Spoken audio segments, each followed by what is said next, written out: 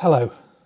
Today I'm going to revisit parts of a talk I did at men's breakfast a few weeks ago. If you're at the men's breakfast, I apologise for parts of it being the same. If you weren't at men's breakfast, then you missed some great food. We were thinking about Moses, but starting a little earlier and picking up a few pointers on what we can learn on the way. First, we have the history of Joseph and his fancy coat, sold by his brothers to the Egyptians, where he became a big deal. And through other people's dreams, God told him about the famine that was coming. He was able to help Egypt get through it and brought his family into the land so they would survive as well. But that was then. Now Joseph was well dead and long forgotten. The family he had brought in had grown, but had become the slaves of the Egyptians. But still the current Pharaoh was worried that they might take over and decided to kill lots of their male children to stop the population growing. This would have been horrendous, but seemingly not a one-off, as we hear a similar event shortly after the birth of Jesus. But like Mary, Joseph and Jesus, God had a plan. This baby called Moses had a clever mum who hid him in a basket in a river so he wouldn't be killed. In an unexpected twist, Pharaoh's daughter found him and decided to keep him. But in a further twist, Moses' own mother was recruited to bring him up. So this child Moses, rather than being killed, was brought up in a palace, which was a fantastic result. But this is an almost minute detail in the life of Moses, and indeed what we cover now isn't a significant amount, but let's look at what we can. Later in Moses' life, things took a turn. Seeing an Egyptian beating an Israelite, Moses loses it and kills the Egyptian. He initially thinks no one saw, but when he realises someone did, he runs away to the desert. Having to abandon all the comfort of the palace, he goes and becomes a shepherd. As Christians, how much do we stand up for what we believe is right? Now, I'm not saying we form a vigilante group and go out fighting crime, and certainly don't go killing people, but as Christians, do we engage with what is going on in society or in the world? Or maybe we don't know where to start. Or we don't think it will make a difference, so we just grumble about it between ourselves. And what about if we do stand up for what is right and get some pushback? People who disagree. Do we run for the hills to protect ourselves? Or to the desert in this case? Do we run rather than stand our ground? So back to Moses. Moses is in the desert. One day in the desert, this bush is on fire, but not burning. The bush is unusual, to say the least, so Moses goes and has a look. It turns out God wants to talk to him and is doing so through the bush. Now I'm sure many of you have heard this story lots of times, and you just accept this like it's a thing that happens. But this is a little weird that God is talking to Moses through a bush that's on fire, but not on fire. And God wants to talk to us.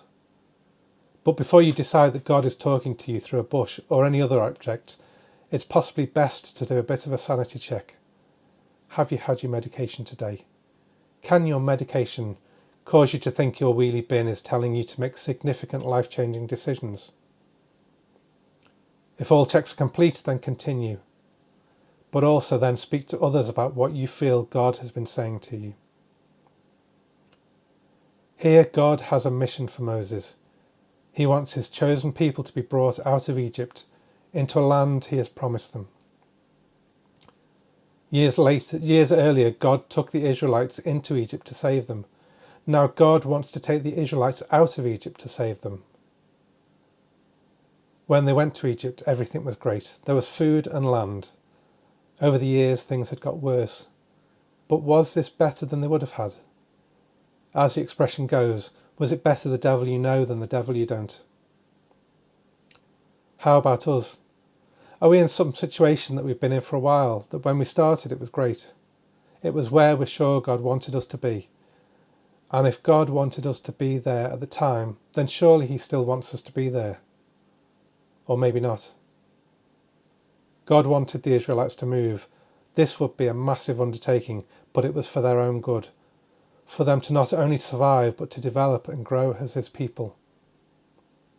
Do we need to be more aware of where God wants us to be? work, retirement, clubs, church, lifestyle. It could be a massive life-changing decision, or smaller, seemingly less significant areas which may have a good impact on your life or that of others. In our reading this morning, God has just told Moses to go to Pharaoh and tell him to let people go. Moses answered, "What if they do not believe me or listen to me and say, 'The Lord did not appear to you'?" Then the Lord said to him, "What is that in your hand?" "A staff," he replied. The Lord said, "Throw it on the ground." Moses threw it on the ground, and it became a snake, and he ran from it. Then the Lord said to him, "Reach out your hand and take it by the tail." So Moses reached out and took hold of the snake, and it turned back into the staff in his hand. "This," said the Lord, "is so that they may believe that the Lord, the God of their fathers, the God of Abraham and the God of Isaac and the God of Jacob, has appeared to you." Then the Lord said, "Put your hand inside your cloak." So Moses put his hand into his cloak, and when he took it out, the skin was leprous. It had become as white as snow. "Now put it back into your cloak," he said. So Moses put his hand back into his cloak, and when he took it out, it was restored, like the rest of his flesh. Then the Lord said, "If they do not believe you or pay attention to the first sign, they may believe the second. But if they do not believe these two signs or listen to you, take some water from the Nile and pour it on the dry ground. The water you take from the Nile would become blood on the ground." Moses said to the Lord, "Pardon your servant, Lord. I have never been eloquent, neither in the past nor since you have spoken to your servant. I am slow of speech and tongue." The Lord said to him, "Who gave human beings their mouths? Who makes them deaf or mute? Who gives them sight or makes them blind? Is it not I, the Lord? Now go, I will help you speak and will teach you what to say." But Moses said, "Pardon your servant, Lord. Please send someone else." Have you ever had one of these conversations? Maybe you've been invited to somewhere you didn't really want to go, and instead of saying straight out that you don't want to, you make up excuses. Maybe they're excuses to yourself, or maybe you don't want to hurt the person's feelings, but they keep coming back with why your answer isn't a problem. Moses got caught out big time. What if they don't believe me? Well, this stick as a snake and a withered hand should help. But I can't speak well.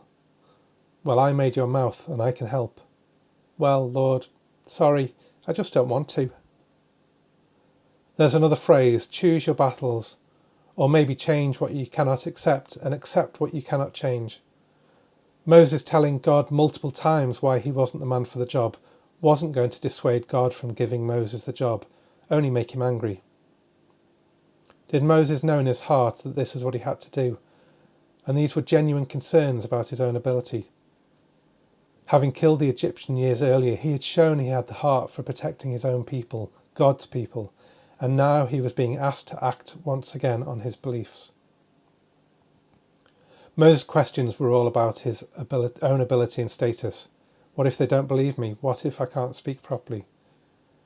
Do we sometimes hold back from doing God's work because we don't feel we have the ability or status, or that we need to know all the answers to our concerns before we take the first step, to have the full plan laid out in front of us?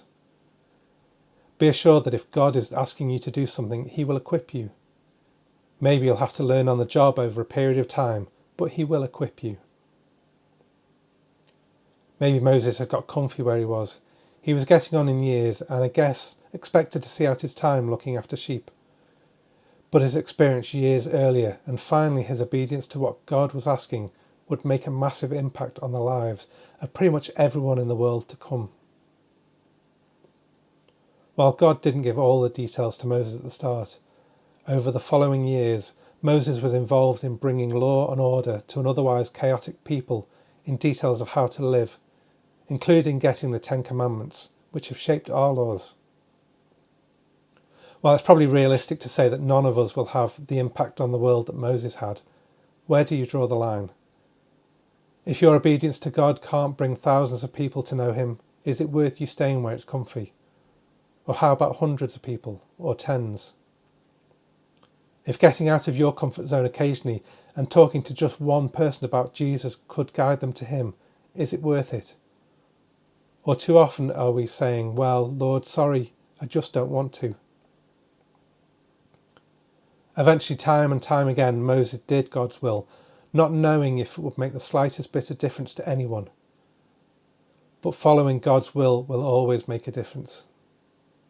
Moses didn't live to see the full impact his life had on the world, and the same might be true for us. But we should actively stand up for what is right. Be willing to listen to God, even if it's from unusual places.